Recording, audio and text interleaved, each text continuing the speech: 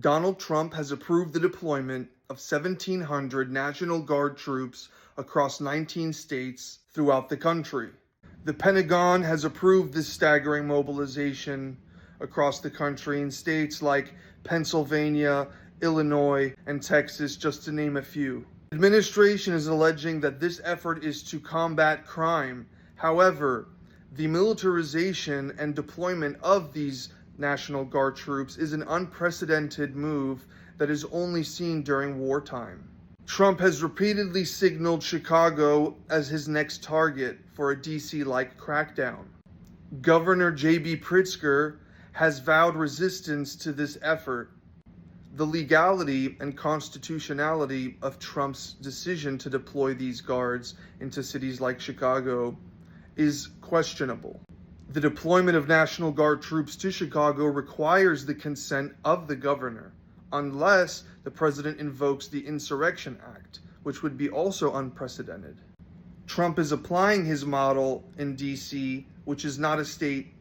The reason why Trump was able to deploy law enforcement and the National Guard in DC in militarized fashion was because it is not a state. There is no legal basis for the deployment of National Guard troops to states. And if Trump does invoke the Insurrection Act, both of these efforts will meet legal challenges. Unlike previous instances, such as in Chicago or Los Angeles riots, where the president deployed National Guard troops, Trump's deployment are preemptive, expansive, and use ambiguous terms like combating crime, quote unquote, or an immigration crackdown, quote unquote, as opposed to specific policy.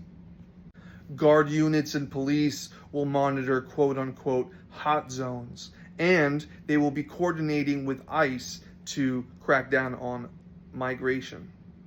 Military equipment like armored vehicles and drones may be introduced on a daily basis. This is an erosion of our civil rights and a militarization of the United States that is rather unprecedented and gives an authoritarian crackdown-like perception.